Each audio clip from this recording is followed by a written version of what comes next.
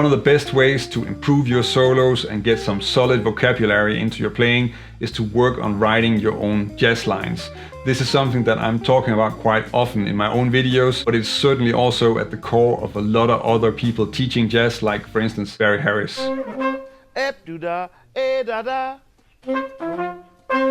If you're not used to composing music and writing jazz licks, then it can be difficult to get started with this, even scary, because you find yourself staring at a blank piece of sheet music with some chords on top of it. And of course, you might know some arpeggios or some scales, but you don't really know what to do with them. That's a little bit of a difficult thing to get started with. My name is Jens Larsen. Learn jazz, make music.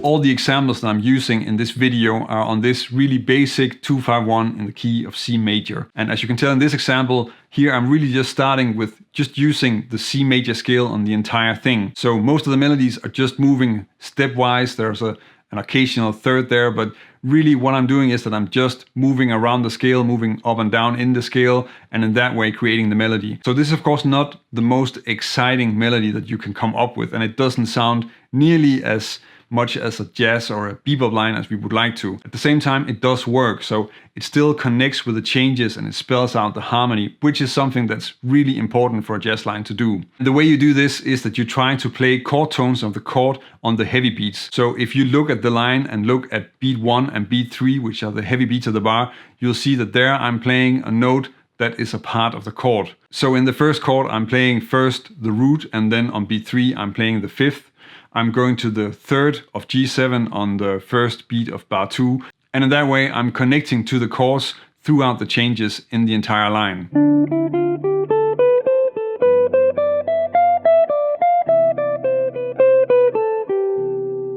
Even though this example sounds a little bit too basic, maybe a little bit boring, it is something that's worthwhile checking out, so it will make sense for you to practice working with this and just sit down and write 3 or 5 jazz licks on a 2-5-1 where you're trying to use melodies like this, just scale movement, not skipping around really a lot, and then just trying to hit those chord tones on the heavy beats. That's really gonna tell you something, and also really gonna help you hear melodies that are strong in the changes, something that's a very important skill in jazz. Another thing that's fairly common when it comes to improvising scale melodies on a 2-5-1 like this is that people start checking out bebop scales. And that is of course a way to work with this thing, but I think what you're trying to develop here is also your ear and your creativity. And if you start introducing something that's very systematic and it's just gonna tie you down to moving in a certain way, and frankly is also going to give you some pretty boring licks, then maybe that's not the approach you want to take. Maybe you want to have that extra challenge of not having things fit perfectly right away.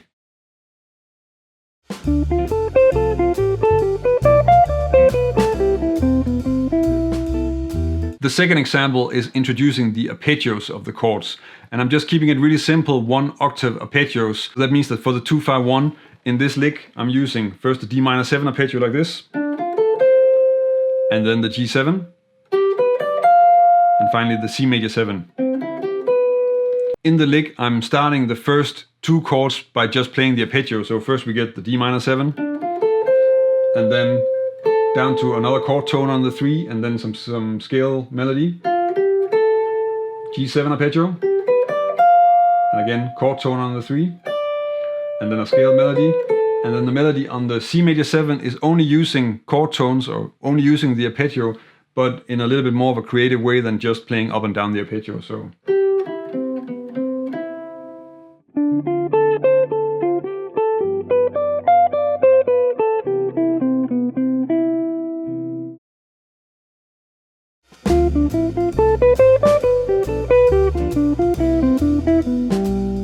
Once you start using arpeggios in your playing, you want to make sure that you're working towards being more free than just playing the arpeggio from the root up to the 7th. So, of course, this works, but that's not the only thing you want to do. You want to be a lot more flexible, and you want to be able to be a lot more creative with the melodies that you make. So this example is still kind of using this on the D minor 7, but I'm starting on the 3rd and then going down to the root. And then I'm adding an E in between the 2 first notes, so going up to the A. So we have the A on the 3rd beat and it's still really connecting to the chord. Then I'm adding another scale tone in between the A and the C, so the B. And then up to the high root here on the D. On the G7, starting just really coming out on the B so we can hear the chord, and then a scale melody, and then a melody that's coming out of this inversion of a G7. So I'm using a G7 arpeggio, but I'm not using it like... I'm starting on the 3rd and going down like this to the 5th, and then resolving to the 3rd of C major 7. And here again using a scale passing note, and for the rest just a melody using the notes of the chord.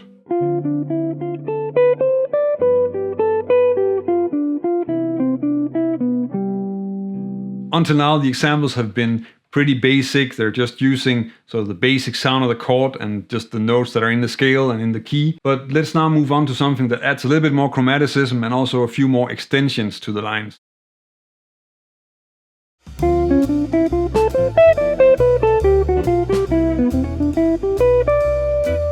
This example is introducing some chromatic leading notes and some other ways of using chromaticism, and then it's also starting to use some arpeggios that are a little bit higher up, so we get a few more extensions in there. If we cover the arpeggios first, so for each of the chords I can use the arpeggio from the chord itself, but I can also use the arpeggio from the 3rd of the chord, which is really just sort of replacing the root with a 9 in each of those chords. So that means that for the D minor 7 I can use the diatonic arpeggio from the 3rd, so that's F, and that arpeggio is an F major 7.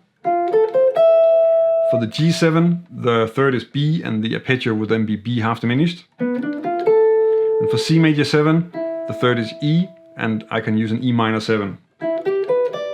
The line on the D minor 7 is starting on the 3rd of the chord, so the F. I'm still connecting with the chords and really trying to put chord tones on the heavy beat, but that's actually something that I'm going to move away from in later examples, because you can also suspend that a little bit and in that way still connect with the chords, but also create a little bit more movement in the lines. So I'm starting on the F, and then I'm going down to, I want to go down to a D, but I'm adding a chromatic leading note under it, so a C sharp. And then I'm moving up to F, and from F I'm playing the arpeggio, so this is on B3, and from F I'm playing the arpeggio from the 3rd, so an F major 7 arpeggio. And then on the G7 we get first a scale one.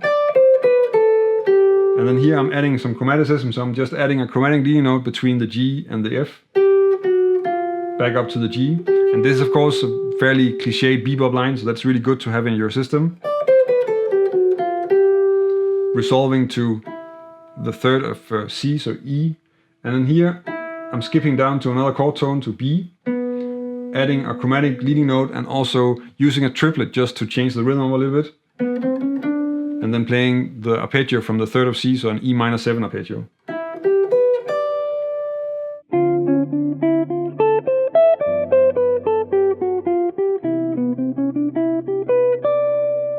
If we look at the two ways that I'm using chromaticism here, then the first one is just adding a chromatic leading note that is moving up towards a chord tone. So if we do that for the entire D minor 7 arpeggio, that could be something like this.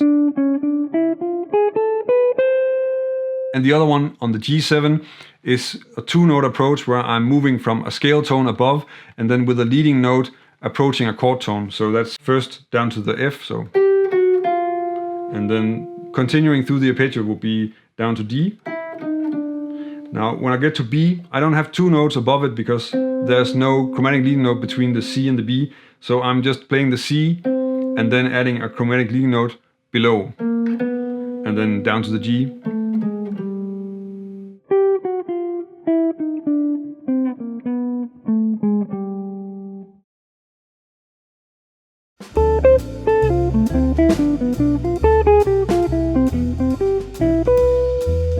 Even though I'm not doing anything completely crazy in this example, it is beginning to sound a lot more like jazz. And that has to do with a few melodic things that I'm adding in this example, but also just because we're working on connecting to the changes, and we're also thinking in terms of 8th note lines, and in that way making lines and melodies that really sound like jazz. And I think that's something you want to notice, because it's not really about finding the hippest science fiction scale. It is really about being able to make strong, solid jazz melodies with the basic things that are already there. And now in this example, I'm also starting to open up the rhythm a little bit. In the first examples, I just pretty much kept it to sort of a continuous flow of eighth notes. That's a part of the language, and if you want to study how to make melodies that move from one chord to the next, then you want to practice this.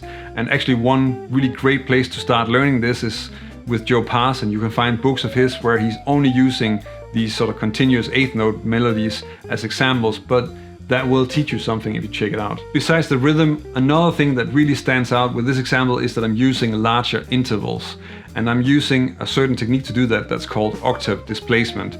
And here I'm just using sort of a basic version of that is only working with arpeggios. Essentially what I'm doing is that I'm first playing the root of the arpeggio, and then I'm moving the rest of the arpeggio an octave down. So if I take that through the changes, then that would be for the D minor 7.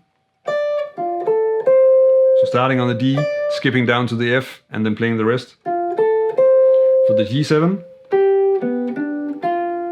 C major 7. And then one of those that I'm using in the example is an F major 7, so the arpeggio from the third of the D minor 7. On the D minor 7, I'm still starting on a chord tone, so just the fifth. And I have a syncopated melody here, so that's just A and then the C. Coming down on the F. And here I'm adding the octave displacement, so I'm playing the F, and then I'm playing the rest of the F major 7 arpeggio, which is the arpeggio from the third, down an octave. So I'm skipping down to this A. So here we have sort of a larger interval introduced into the line, so this descending minor 6. Going to the G7 on the D here, and I'm using an arpeggio from the third of G7, which is the B half diminished. And then some chromaticism down to the root, and then through the F, resolving to the C major 7. And here again using not really octave displacement, but just skipping around arpeggio tones and introducing some larger intervals. So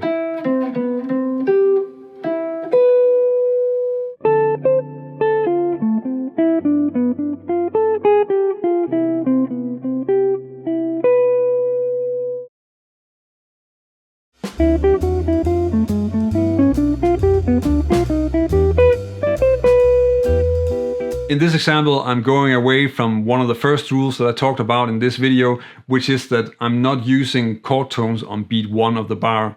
And that's actually true for all the chords in the example. So I've suspended all the ones. And what I'm doing here is that I'm using a different kind of melody that is really pointing towards the chord tone.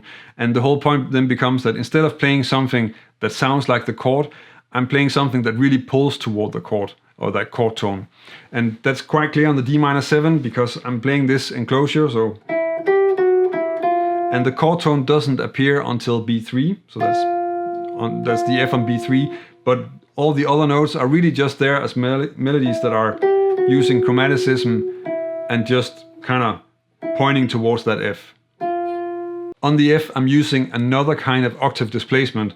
So I come out on the F, and then I'm just skipping down to another chord tone, which is the A, and here just playing a melody that's just the A, and then a leading note and back to the A, and then I continue the stepwise melody. And you can use that quite a lot in bebop melodies where you have a scale melody and then you will add an arpeggio movement, or you'll just skip to another chord tone in between two scale notes. That's a great way to just add a larger interval and also just break up the line and make it a little bit surprising. So, and then I'm coming out on the E on beat 1 of the G7 and going down to a C sharp.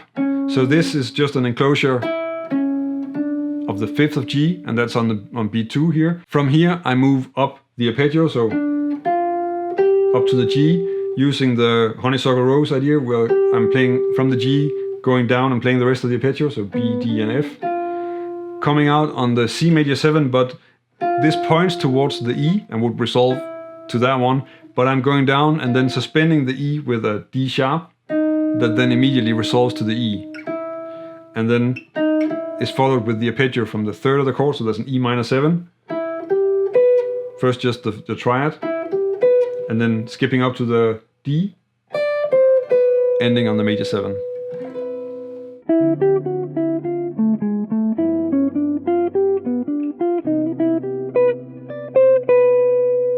When you start writing your own jazz lines, then work with this gradually. So just start with a simple, just the scale, maybe the scale and the arpeggio, and then see what you can get to work, play the lines, hear how they fit, and also make sure that you have an idea about whether you think it's a strong melody or not. These are also things that you want to develop along the way, and then you can take the other examples and the other techniques that I'm talking about in this lesson and add them gradually, and in that way start writing more and more complicated bebop lines. If you want to check out some more concepts and techniques that you can use to get more of a bebop sound into your playing, then check out this video where I'm going over 3 bebop licks and also have some exercises that can help you really get some different sounds and some different melodic ideas into your playing.